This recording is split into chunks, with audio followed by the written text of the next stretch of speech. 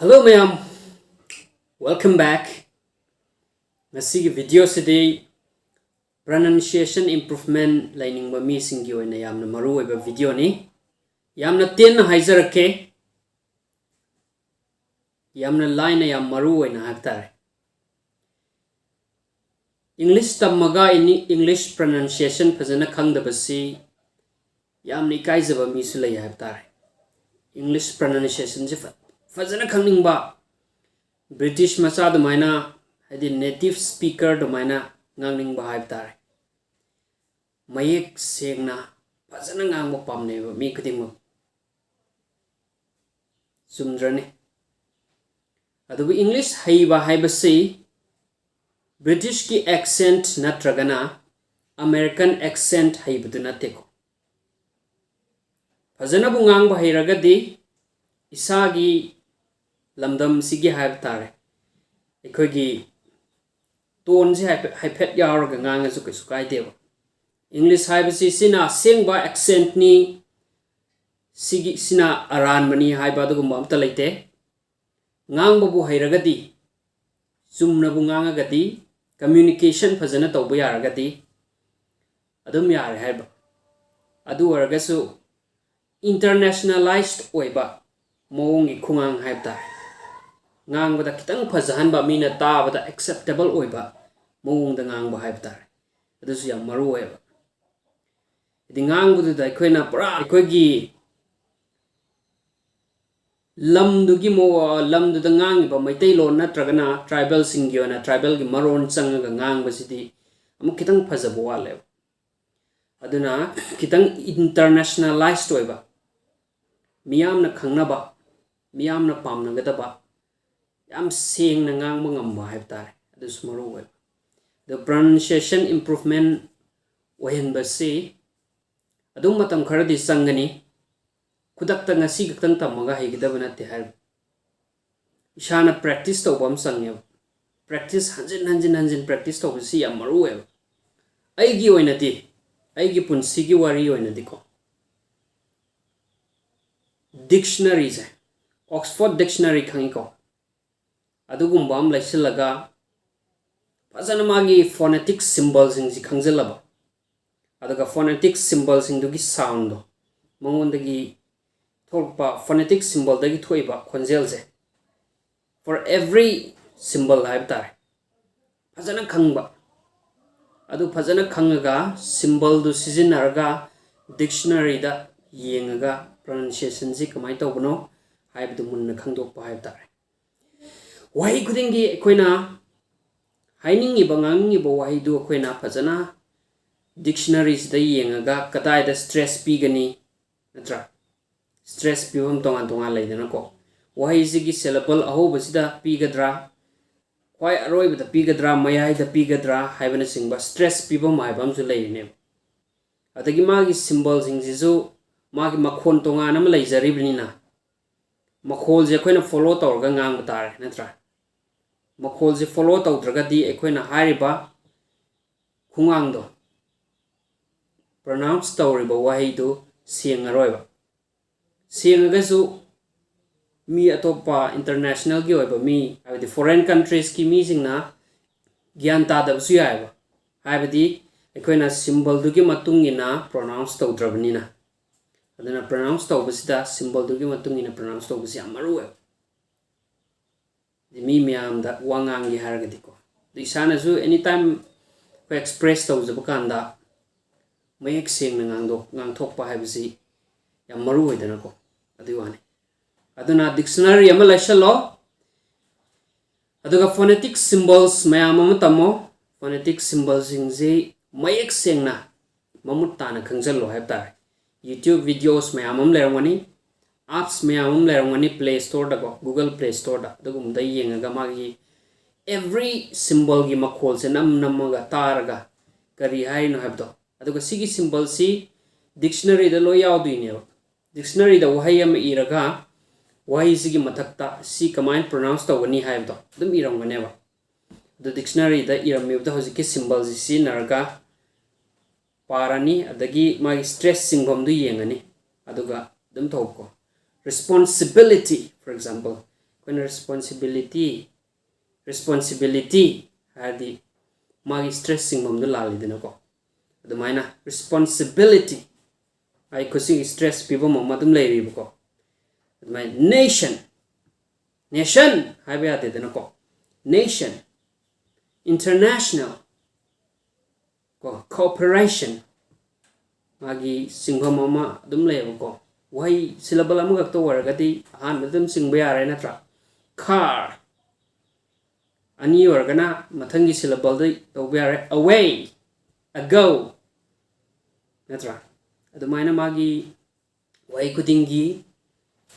stress ꯍꯥꯏꯇꯥꯔꯦ primary stress ꯄꯤꯐꯝ secondary stress ꯄꯤꯐꯝ ꯑꯗꯨꯃꯥꯏꯅ ꯂꯩꯒꯅꯦꯕ ꯑꯗꯣ ꯑꯐꯕ ꯑꯣꯛꯁꯐꯣꯔꯗ ꯗꯤꯛꯁꯅꯔꯤꯗꯗꯤ ꯂꯣꯏꯅꯃꯛ ꯌꯥꯎꯒꯅꯤꯀꯣ ꯑꯗꯨ ꯃꯌꯥꯝꯗꯨꯁꯨ ꯃꯨꯟꯅ ꯌꯦꯡꯁꯤꯜꯂꯣ ꯑꯗꯨꯒ ꯕ꯭ꯔꯤꯇꯤꯁ ꯏꯪꯂꯤꯁꯀꯤ ꯑꯦꯛꯁꯦꯟꯠ ꯍꯥꯏꯐꯦꯠ ꯄꯥꯝꯃꯒꯅ ꯍꯥꯏꯕ ꯇꯥꯔꯦ ꯕ꯭ꯔꯤꯇꯤꯁꯀꯤ ꯅ꯭ꯌꯨꯁꯀꯨꯝꯕ BBC ꯅ꯭ꯌꯨꯁꯀꯨꯝꯕ ꯐꯖꯅ ꯇꯥꯔꯣ ꯅꯨꯡꯇꯤꯒꯤ ꯇꯥꯔꯣ ꯑꯗꯨꯒ ꯃꯣꯏꯅ ꯀꯃꯥꯏꯅ ꯉꯥꯡꯉꯤꯒꯦ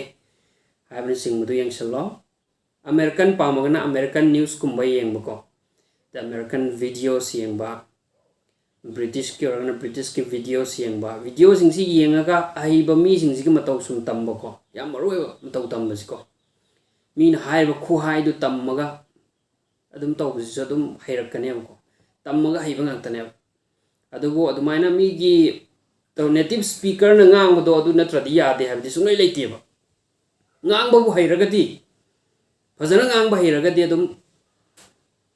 ꯑꯦꯛꯁꯦꯟꯗꯨ ꯐꯣꯂꯣ ꯇꯧꯗ꯭ꯔꯒꯁꯨꯀꯣ ꯐꯖꯅ ꯐꯣꯂꯣ ꯇꯧꯗ꯭ꯔꯒꯁꯨ ꯃꯤꯅ ꯒ꯭ꯌꯥꯟ ꯇꯥꯕ ꯃꯑꯣꯡꯗ ꯉꯥꯡꯉꯒꯗꯤ ꯀꯩꯁꯨ ꯑꯀꯥꯏꯕ ꯂꯩꯇꯦ ꯑꯗꯨꯝ ꯐꯖꯔꯦ ꯍꯥꯏꯔꯤꯕ ꯑꯗꯨ ꯑꯣꯏꯇꯥꯔꯒꯁꯨ खितंग इंटरनेशनलाइज्ड ओइबा स्टाइल दा ngang ba हाइब तारे अदु ओरगदी हेना मुका फजगने एक्सेप्टेबल ओइगनेबा कोइना मीगी ममांगदा स्पीच पीबा कांदसु हेना मुका फजरकनेबा अदना दुमाय खंजिनबा मा दरकार लै अदना होनबा यावदना कैसु ओइरोय इसाना होटनरगा प्रैक्टिस तौबम संगे नुंतिगी प्रैक्टिस तौबा लौबुक कुंबाम द थोगको आइगी कादा तौरजु आइ काइद्रगदी को केदोबा इकाइ दिनु इकाइ बगी मथौ तादे हरबा ngang ba sakpa haibji haining ba tamning ba poi du yam pharing ne ba motivation ne ba adu da khoi ka be darka laiti ka do orji ai lobuk to orji ai lyric am pair ga newspaper am pair ga laura ngang ba ya adu go chin ji mai ti sengan ba ko da gi mouth exercise kari khar taw da na ina hana video khar thagat khram ni ko tang exercise taw ba jaw exercise taw ba myam lai ko adugumba mayam tawraga deep breathing kari karan tawraga khonjel ji mayek sengna bako dumai tawbe ai aduga aina hairibo haisi chummiba chumdabra haibin singbaji record tawjaraga thammaga amuka taba kari mapada lali karamba mafamda soiri haibin singbu mayam se record tawraga note tawraga phajana amuka yengba dictionary dam yengani khangdragana amu yengani natra खंगदु record तौरगना चुम्मीब्रा चुमदब्रा हाइबदु येंगनी अदुगा वाइजि फजहन बयाय फजबा हाइबसि मी खुदिंग पामी नत्रा ngang ba sakpada फजबा हाइबसि अमरु वेरिनेबा मीनसु फजन ngang यामना लाइक लेसु हाइब मी माली जदुम खंदिने फजना एजुकेटेड ओबे मी माले हाइस खंदिने फजना लाइक लेसु हाइरगा फजन तमुरगा ngang थोरक कांदा मार ngang ताब सुंगा याद्रगति मीनम क नोकनिंग बा फावे कमाई तमई जानो माइसिबु हाइबदो तुम्हारी फावे अदो मोइनमक याम फजना मयक सेब्रक सिंगना फॉरेनर की स्टाइल दा ngang बाहायबदि साना तसेंगनमक आई कनोमा सिदे तसेंगना पामजरे ना होटनबा नतनदि दरकार लेते हाइजरिबा फजना दो मयक सिंगला लोइरे हाइबा मयक सिंगना फजना ngangbदो अदुनियाबा मी पामिसि मफम गुदिमक्ता एक्सेप्टेबल ओय मयक सिंगगदि अदुना आगी पॉइंट्स सम अप तौबदा या मरु वर्सी ऑक्सफोर्ड डिक्शनरी को दगी फोनेटिक सिंबल सिंदु लोय खंगजलो फोनेटिक सिंबल सिंदु ऑक्सफोर्ड डिक्शनरी जुदा अप्लाई तौरगा प्रोनाउंसिएशन दु कमाय हाइगनि हाबदुम खंगो अदगी स्ट्रेस पिबम मम फजन खंगो न्यूज़ स्टार जे मरु ओय BBC न्यूज़ और अमेरिकन न्यूज़ खल्लगा दुम उंती तारो दगी इंग्लिश की वीडियो सिंग फजन येंगो मोगी मतौ तम्मो नत्रा adagi khabar kai paba lyric paba launa paro chin mouth exercise tawro tongue exercise tawro khonjel je phajana sem ge hai tar isai sakpada su sare ga ma tawdana do re mi tawdan tamido